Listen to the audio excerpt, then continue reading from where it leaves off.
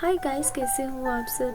Hopefully आप अच्छे होंगे। Welcome to my channel. क्या कर रहे हो आप सब। आई होप कि कुछ लोग स्टडी कर रहे हैं, कुछ लोग स्टोरी सुन रहे हैं एंड कुछ लोग अपनी लाइफ में बिजी है, फिर भी मेरी स्टोरी के लिए कुछ थोड़ी बहुत टाइम निकाल भी रहे हैं। उन सब लोगों को कहूँगी thank you so much for listening. And हम सुन रहे हैं मर्ज़े इश्क लव स्टोरी।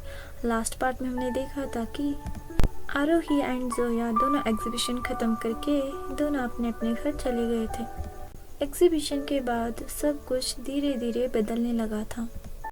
जोया और आरोही की बातें सिर्फ अब एग्जीबिशन तक सीमित नहीं रही थी। अब सुबह उठते ही हाय का मैसेज एंड गुड मॉर्निंग, दिन भर बीच बीच में छोटी छोटी मैसेज, और रात को सोई नहीं अभी, बस नींद नहीं आ रही है। कभी बातें 5 मिनट में ख़त्म होती थी, कभी 2 घंटे कैसे निकल जाते उन्हें खुद पता नहीं चलता।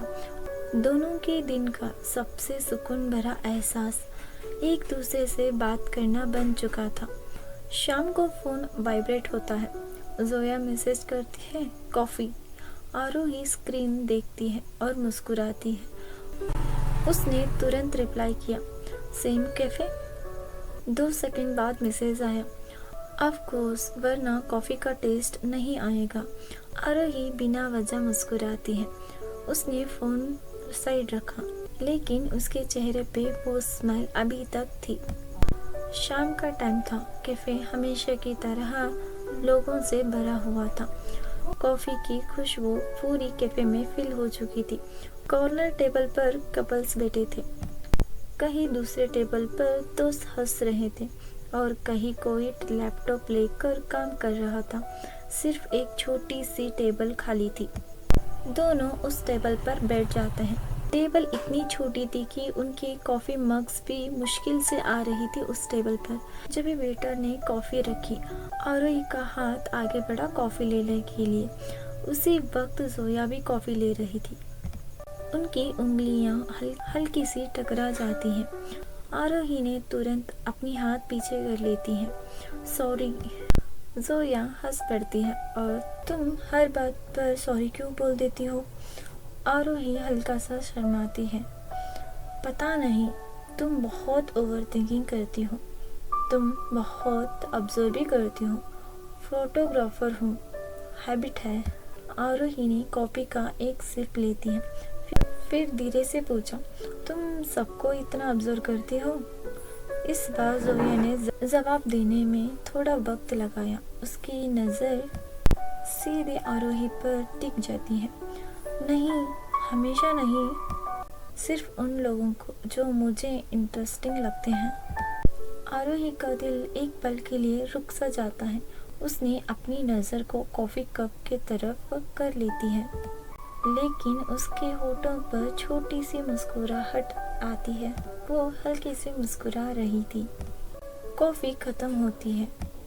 कॉफ़ी ख़त्म होते होते बाहर अंधेरा हो रहा था। स्ट्रीट लाइटिंग्स भी जल चुकी थी। हल्की ठंडी हवा चल रही थी। दोनों बिना किसी जल्दी के फुटपाथ पर चलने लगते हैं। कभी किसी बातों पर हंस पड़ते थे, कभी किसी बात पर खामोशी छा जाती थी। और अजीब बात ये थी कि ये खामोशी भी उन दोनों को अनकंफर्टेबल नहीं लग रही थी।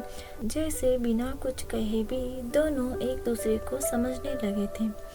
आरोही का पैर अचानक फुटपाथ के एक टूटे हुए पत्थर पर फिसल जाता है।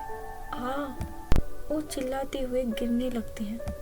गिरने से पहले किसी ने उसका हाथ मजबूती से पकड़ लिया था। वो कोई और नहीं, जोया थी।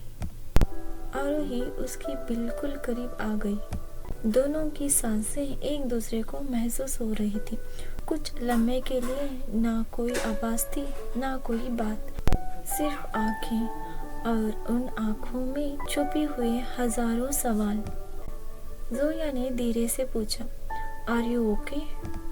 आरोही सिर्फ हल्का सा सर हिला पाई उस सिचुएशन में। जोया अब भी उसका हाथ छोड़े बिना खड़ी थी। फिर जैसे ही दोनों को एक साथ एहसास हुआ, जोया ने धीरे से उसका हाथ छोड़ देती है। सॉरी। आरोही स्माइल करती है। इस बार सॉरी मुझे बोलना चाहिए। जोया हल्की सी स्माइल करने लगती है।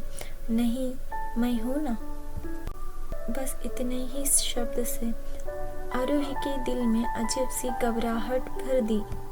इस सिचुएशन के बाद दोनों अपने अपने घर के लिए निकल जाते हैं। दोनों सही से बात भी नहीं कर पाते। उस रात नींद दोनों के आंखों से दूर थी। आरोही अपनी डायरी लेकर खिड़की पास बैठती है। बाहर चांद की रोशनी थी। उसने धीरे से अपनी डायरी ओपन की और लिखने लगती है। कभी कभी किसी का पास होना भी इतना सुकून देता है कि उसके बिना दिन अधूरा सा लगने लगता है। वो डायरी बंद करने वाली थी, पर एक पल के लिए सोचती है और पेज के एक कोने पर सिर्फ एक नाम का एक लेटर लिखती है, जेड।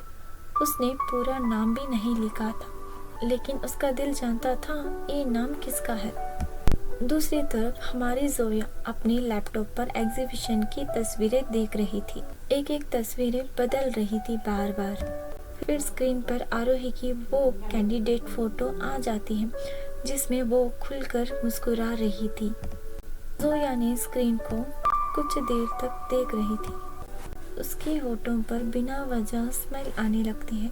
उसने धीरे से खुद से कहा, तुम्हारी स्माइल कैमरे से भी ज्यादा दिल में कैप्चर हो जाता है।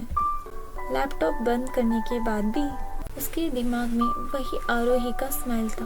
उसे अभी भी नहीं पता था कि वो सिर्फ आरोही के बारे में ही सोच नहीं रही थी।